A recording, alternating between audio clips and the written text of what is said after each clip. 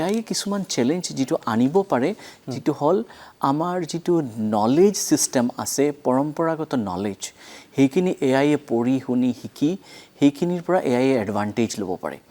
কিন্তু সেই এডভান্টেজখিনি যাতে আনইথিক্যালি নলয় সেইখিনিৰ কাৰণে আমি সেফগাৰ্ড কৰিব লাগিব তাৰ কাৰণে আমি দৰকাৰ হলে স্পেশাল টাস্ক ফোৰ্স গঠন কৰিব লাগিব ডেফিনেটলি এটা কথা বিশেষত প্ৰধানমন্ত্ৰী গৰাকীও কওঁতে আমাৰ চকুত পৰিছিল তেখেতে কৈছিল যে আমি যেনেকৈ খাদ্য এটা ক্ৰয় কৰিবৰ কাৰণে আমি প্ৰথমতে লেভেল চাওঁ FSSAI মাৰ্ক চাওঁ বা এইটো ভাল হয় নে নহয় চাওঁ তেনেকৈ এতিয়া AI জেনেৰেট কৰি ইমান ধৰণৰ বহু সময়ত ক্ৰাইমো হৈছে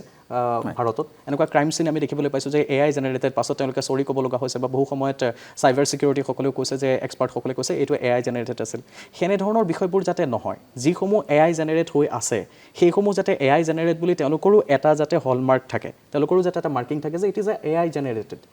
সেই কথাটোৰ কাৰণে আমি এমফাসাইজ স্বাভাৱিকতে কৰিব লাগে এগৰাকী জাৰ্নেলিষ্ট হিচাপে আপুনি কি কয় এক্স্যাক্টলি আৰু যোনটো আমি দেখিছোঁ ফেক নিউজ আমি এনি টাইম ৱৰ্ডটো শুনি আছোঁ ফেক নিউজ এইটো ফেক নিউজটো বৰঞ্চ বহুত বাঢ়ি গৈ আছে এইবোৰ এতিয়া ইয়াৰ কাৰণে AI জেনেৰেটেড ভিডিঅ' আপুনি যেনেকৈ ক'লে এইটো কাৰণে এটা বস্তু কেইটামান বস্তু কৰিব লাগিব যেতিয়া ধৰক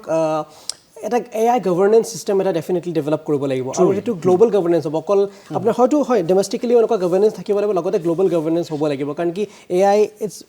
অল এবাউট ইণ্টাৰনেট তো ইণ্টাৰনেটটো অকল ডোমেষ্টিকেলি লিমিটেড হৈ নাথাকে it's all over the world তো এইটো বস্তু হ'ব লাগিব আৰু এইটো বস্তু হোৱাৰ কাৰণে কি কৰিব লাগিব I think engagement is very important policy ক্ষেত্ৰত ইণ্ডিয়া বা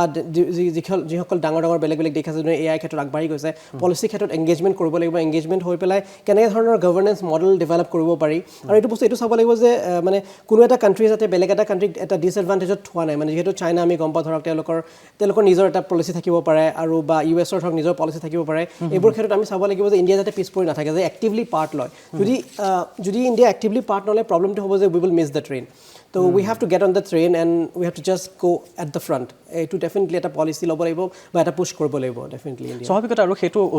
ইতিমধ্যে প্ৰধানমন্ত্ৰীগৰাকীৰ বা আমাৰ এই AI সামিটখনে সেইটো এটা উদ্দেশ্য দিছে সেইটোৱে এটা বাৰ্তা নিশ্চয় দিছে যে আমি আগবাঢ়ি আছোঁ আৰু আগবাঢ়ি যাম